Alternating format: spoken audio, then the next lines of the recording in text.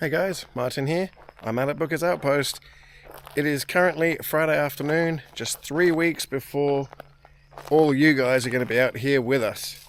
Out here this weekend for one last weekend of prep, field stuff, and in all honesty, the biggest reason why I'm out here this weekend is to check on the condition of the field. To check on, honestly, how muddy it is. In that we all know we've had a hell of a lot of rain this year.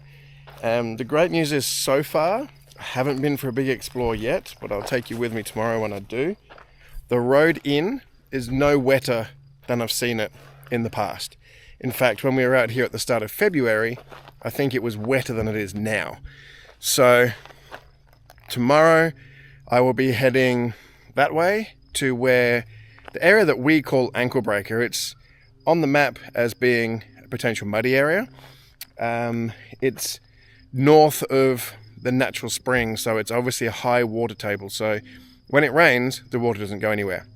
So we'll go and check that out, see if it's boggy, see where it's at, if it is boggy, roughly how much bog, just so I can tell you.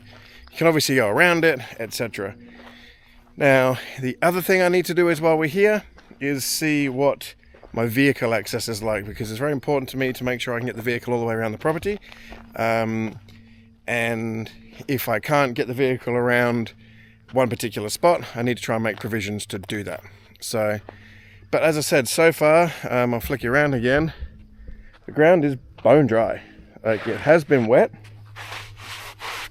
but it is literally bone dry. On the dirt road in, which is called Church Road, there was no big puddles. On Boundary Road, Millbank Boundary Road, which is the last dirt track section you come in to turn onto the property, there was mud puddles in the same area. There has been mud puddles almost every time we've ever come here. Maybe a little bit more than the majority, but certainly no more than last time I was here. So when I came at the start of Feb, or end of Feb, during the week prior, there had been 70 mils of rain. But since then, obviously we had Alfred over on the coast, and then just last week there was that flood rain that's come through. Now Dalby even had a flood warning during the week for the river that passes through Dalby for flood conditions. Now I didn't see any water on the way in. The creek areas that you cross after Dalby, between Dalby and here, again, no more than normal. So for where we are, it's nice and green.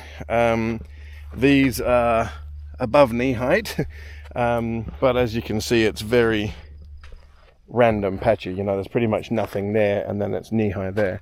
So this all gets mowed. We chop this down anyway, as we have done every year. So yeah, I will go for an explore, check out what is where. Right now, I think I batted a mozzie off just before, but honestly, there's pretty much, and this is mosquito time. What time is it right now? It is 17:17, so 5:17. So this is absolute prime time for mosquitoes. The sun is just going behind the clouds. It is just bordering on golden hour. So obviously this is mosquito time. As of yet, I haven't had bugger all. We might get some as the evening bears on, and then hopefully they fade away. There's no breeze at all. So yeah, we'll see what happens. So everything, as we said before, gets mowed, ready for all you noisy lot to join us this time in 3 weeks. So other than that, I will update you with a little bit more tomorrow around the property. Not going to show you too much because I don't want to give you any, not that there's too much differences, to be honest, that is already there. But yeah, see you tomorrow. Check out this weather. My God. It is just before 8 o'clock on Saturday morning. The sky is crystal clear. Probably a bit of a breeze, so you might get some wind noise. But I'm just heading off for a walk, a full lap of the property.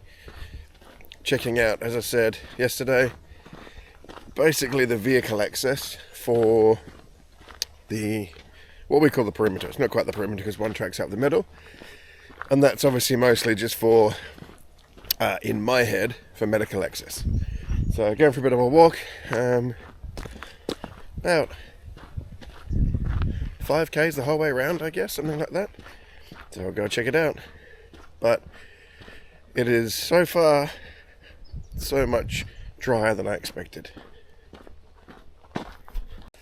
So those of you that have played here before will probably recognize this little area. This is what we call the Outpost. Now, this has been a domination point in the past. It's been just subject of missions in the past. So will it be used this year for Royal Flush? We'll soon see. But basically it hasn't changed. It looks, all the barricades are essentially still up, which is pretty good. But yeah, it's looking pretty sparse. It's actually very green. There's a lot of grass on the floor, which is nice. The trees are relatively green, so I actually walk straight past this, and normally I can spot it with absolute ease from a distance. So everything's a little bit masked this year because of the quite decent greenery, like these shrubs here. They're everywhere. So it's a little bit different to normal, but so far no mud, apart from one spot on our vehicle access track, which has always been there, and it's where a vehicle got stuck years ago, and years ago as a result we cut a bypass track. So far no mud, so far very good. So this area here I'm coming into, as you can see, it opens up a bit. It's the fairly open trees, a lot less cover, a lot more grass. This is the area we call Ankle Breaker, because the first time we ever came here, when it was very, very dry, even though there was a lot of water in the dams, this was tufty, chunky, dried out bog area, and it was pretty harsh on the ankles. So we named it Ankle Breaker. Sometimes it has been wet in here, so a bit boggy and not really passable. Other times it's bone dry. So you can see the low point just through there. That's where we're heading to have a look. Alright, so getting pretty close to the area now. There's a couple of mosquitoes around me now, which means there's probably some standing water. And you can see this nice colourful grass. So I'm guessing in here is going to be a bit muddy. So yeah, this stuff here, yep, starting to get squishy. Okay, so this section here, as you can see, this open area stops in those trees, does go into those trees there a little bit, and then down through here. So we're talking an area of 200 meters by about 150 meters. There is some bog in here. So this is where the mozzies are. Don't go near it, you'll be fine. And stretches down this way. So for reference, over to the left here is where the outpost was. Through the trees here is the chemical plant or the fuel depot. So it's smack bang in the middle of the both. If you want to go from fuel depot to outpost, you just got to go around it. It's got to go down to the south or round it to the north. Obviously Northern Village is this way, patrol base is here. The outer bounds gas wellhead is over this way, and the creek is of course that full boundary way over there. Let's go down to the bottom end, see how far it goes. Alright, I'm at the southern end of the wet area now. As you can see, it's literally wet here and then absolutely dry, just randomly dries up. So you probably can't see it on the camera. There is a slight low through there, hence why, you know, the water's gathering. And it just by coincidence is where many moons ago someone has put a sign on the tree. That sign could be 30 years old, who knows. Spring Hollow. So this is just a natural wet area. It must be a point of high water table, and you know, the low in the ground, so that's just where it gets wet. So as you can see from here, come back around this way, where I'm stood here is dry, but there is wet.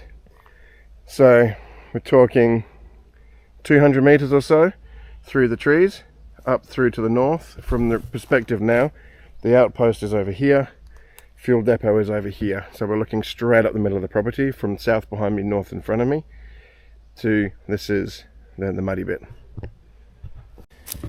One thing I do want to point out that I'm noticing a bit more is there's more and more big ant hills. So I'm guessing that's just because of the ground's been quite wet, so the ants have come up out of the ground instead of burrowing underground. So I did notice, yeah, there's a good one. I'm just back at the outpost again. There was another big one not far off the other side of the outpost, so just be wary of that, guys. It's completely on you for not standing on them. But yeah, just thought I'd point that out. Alright, so I'm now here at the northern village. As you can see, we've got all the barricade style wraparound with the wraparound style buildings in the middle here. So last year this was a base for one team. What will it be this year? Missions? Domination? You tell me.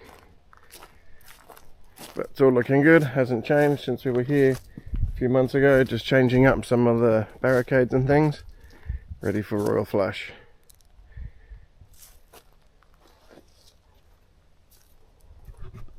Alrighty, so I've done about a 3/4 lap now.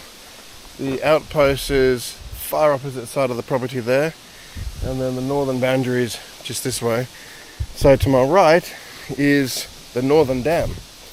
So let's go and check out how much water's in the dam.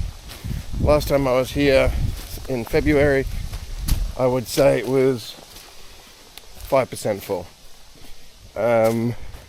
Prior to that it was bone dry, so December it was bone dry.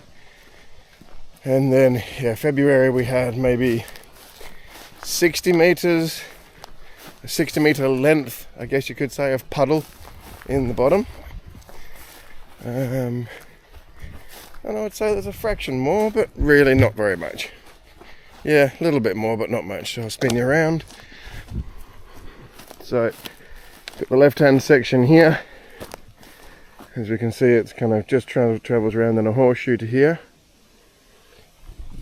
And then over here, there's water there. But for reference, first time we came here, the first year or so, water would have been up to about here.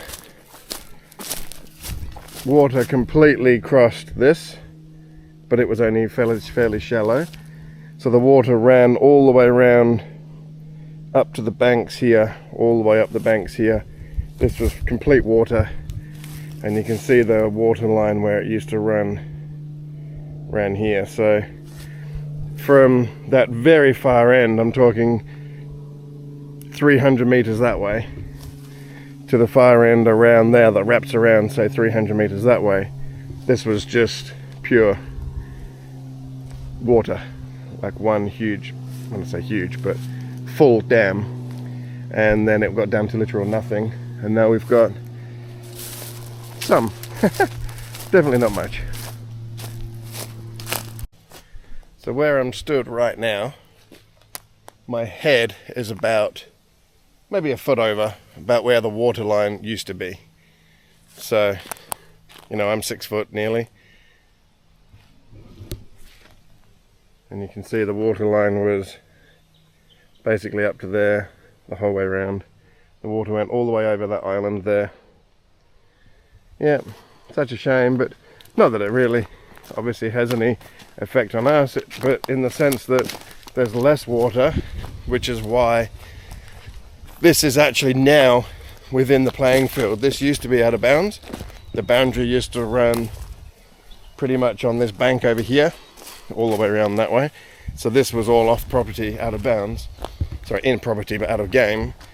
But now it's all in game, because we've moved the boundary. The boundary is now the creek line that runs that way. So this is all in field. There is a fallen tree over here. Yeah, so there's some marks on trees here. Whoops. So there's a pink tape on this tree. This was the water's edge. These trees were the lowest point we could get to as the water's edge to mark boundaries. Here. So the water came up to here, all the way around. And then the boundary went up that way. So this is all in play now. All in play. Not that you really want to be in there, Surprisingly, I haven't really had any mozzies down here. This used to be a really nice muddy area that would have been great for pigs, but certainly not now. Rock hard. We're over at the creek now, and as you can see, it's definitely a creek now. Last year, completely bone dry. You could have crossed over this to the other side and not really realised it was the creek, but it is. We're talking a good 5 meters wide again. Yeah, there's a few islands, but in general, it's a flowing creek, I guess you could call it. So this is the complete western boundary from north to south of the end of the property. That's the south, that's the north. Don't cross the creek, otherwise that's out of bounds. Quite a steep bank, you can't really mistake it. There is a couple of sections where it's not as deep, as in less of a bank, but you can't really bar right at the end of the dam, where the dam doesn't quite join the creek, but it is a lot lower ground. This is obviously quite high ground in comparison to the creek. You could possibly go from the dam to the creek and not really realise it and cross it, but definitely not for the rest of the property.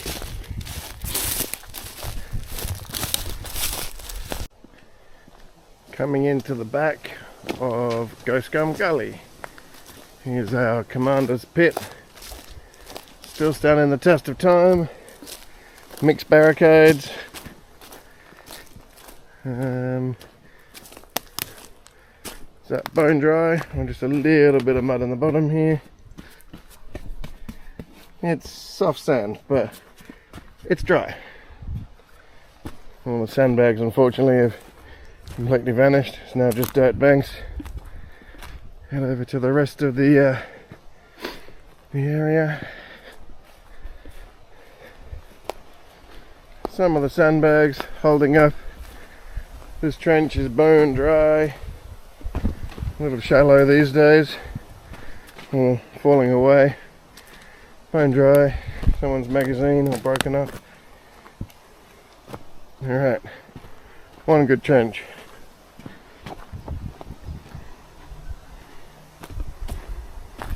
So now, there we go. That trench is always dry. This one can be wet in the middle here, and it's dry. Would you look at that? Can go through obviously. Dry to the other side.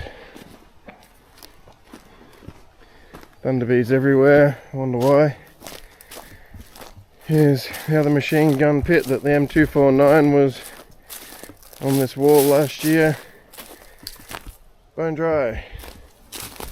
There's the machine gun mount. This one, dry.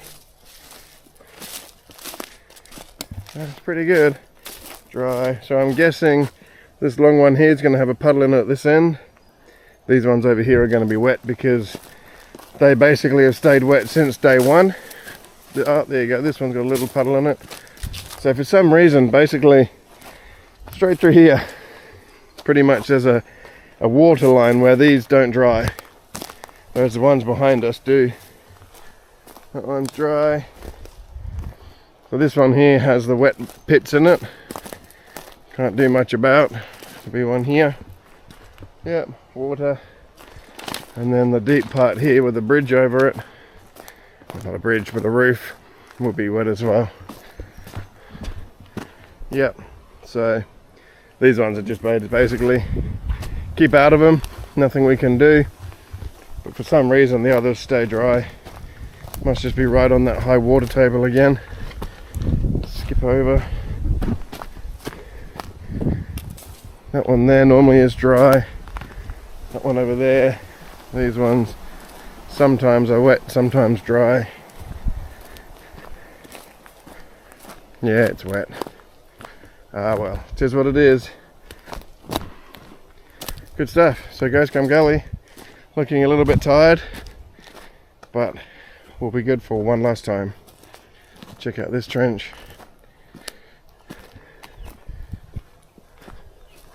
Yeah, it's wet. Bugger. Coming into the southern village here, you can see we've got a couple of just the wraparound barricades on our way in. You've probably all seen this before, either in person or in videos.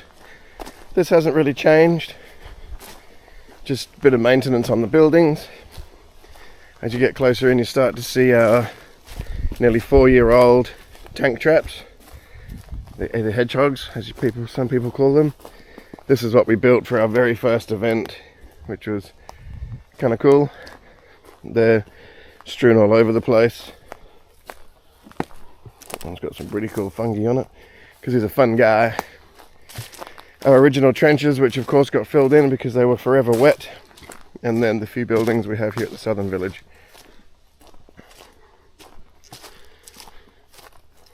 There's another filled in trench over here, and then some more barricades right out through into the trees there. So our little shanty town, repairs done, as you can see. This building, another building around the back here, and the little bunker down the front here.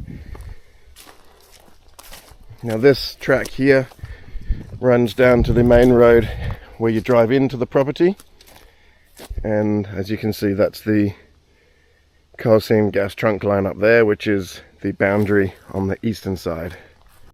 This is what the boundary on the whole length of the eastern side of the property looks like. Obviously, it's a pretty wide clearing. The tree line ending is the player boundary. So once you get to, for example, this point just here, this is the end of the playing field. Alright, so you are not to cross this, it's called a trunk line, in any direction. From this tree line in is the playing area. This is the eastern side of the property. This is the eastern boundary the whole way along. So at absolutely no point should you be crossing this cleared grass area. Now, speaking of boundaries, so this being the eastern boundary, on the southern boundary it is marked the whole way along with coloured tape. There is a wire fence along the majority of it, but where there isn't a wire fence, there is regular coloured tape on the trees.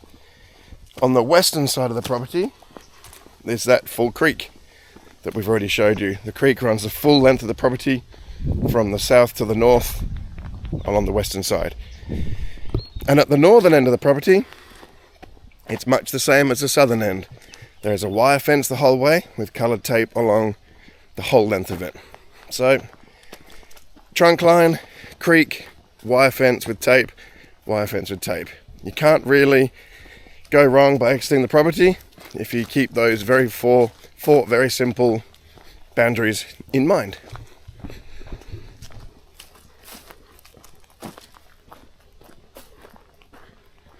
Still a table and stuff left in here from Royal Raids of Gibet. No, Viper's Fury. Some magazines on the table. A burn barrel, don't know why that's here. This is the southern boundary. As you can see, the fence posts and some signs with tags all the way along it. There is some signs along there that says Buccas Dirt Road is the southern boundary. Same this way up to the coal seam trunk line, which is the eastern boundary. It's pretty obvious that is the boundary for the playing field. As you can see, the coloured tags the whole way along. Northern boundary is much the same with the coloured tags along the fence line. So this is the dirt road you'll drive in on. This is Church Road, the last main road really, if you can call it that, before you get to Buccas. So this is Church Road. At the very end of Church Road, it literally stops. Okay, there is a property entry there, there's nothing. There is a small dirt road here and a property entry there. This is the entry to Buccas. So you can see where this post is here. There will be a sign on this post saying Buccas down this way. Okay, so you follow this track. This is the one that I videoed pointing back towards this way, which goes right to the gate entry to the property. So follow that track that disappears into the trees all the way to the A-frame for Buccas Outpost. Not that one, and not that one. The one with the sign that will say Buccas Outpost down here. This is the road into Buccas. This is Millbank Boundary Road. As you can see, there is some puddles along the way, and obviously keep out of this one. Do your best, please, to go around the puddles just so it doesn't drench the track and make it worse for everyone else coming behind you. But this track here, you can just see a lot of the green up there. That is that gas trunk line, which is the boundary for the playing field. So you actually cross that area. So once you see that clearing to your right hand side, the property entry is just 200 meters after it. So this is the property entry here. We will have the A-frame sign on the corner here welcoming you to Buccas Outpost. You can't really get it wrong. And then that is the track that heads all the way into the safe zone, the camping zone. So this is the track into the property. The entry gate is down the end there, which you've also already seen. This track basically heads all the way up, follow it down, through past these barrels here into the camping area. So you can see the sheds and the water tank over there. There is also this little entry track here through to these containers. So that is the two kind of ways into the camping zone. This whole area is the safe zone. So you will see through the trees, there is some red and white tape marked on the trees. That's that 20-meter soft safe zone. So if you go into that 20-meter zone, do not shoot into the safe zone. You have to only shoot back out this way. All right, so the track in, safe zone is this whole clearing through here. Here is those tree markers for the soft safe zone all the way through. As I just said, you can go in this part here when playing, but it's entering to the safe zone, so do not shoot into the safe zone. This is a buffer for people not wearing safety glasses. You can only shoot out into the field. And this is the entry to the safe zone. The toilets will be just here. You won't miss those as you come in. This will all be nicely mowed before you get here. So basically, camping wise, shove your tents, whatever you're using, as far into the sides as you can, if you're the early ones here, to allow everyone else to fill up the space. As I showed you before, that other track entries from around the side here, so you can fill in right down towards the containers, right in. And the same on the other side of the shed there. There's another pocket in that corner, like there is just here. BYO everything, and take everything away. Do not leave rubbish here, please. When you're looking for a camp spot, please don't camp in the vicinity of what looks to be a fire pit, because this is where we will have the fire pit on Sunday night. Basically, obviously don't camp on a road, and this area here is just where we sit and hang out for the campfire. So please don't set up your tent just around here and not on the obvious tracks. That's the other pocket that you can camp in, and a little bit there, but not down the road. That's onto the field. And then this is the chronographing range. We'll have a canopy here and tables with lights for those chronographing at night. As you can see, we've got some little targets set up with ranges 15, 20, 30, 35, or 30, 45 and 50. That way you can adjust your hop-ups to see what you can hit. Obviously the other targets are not for gel blasters.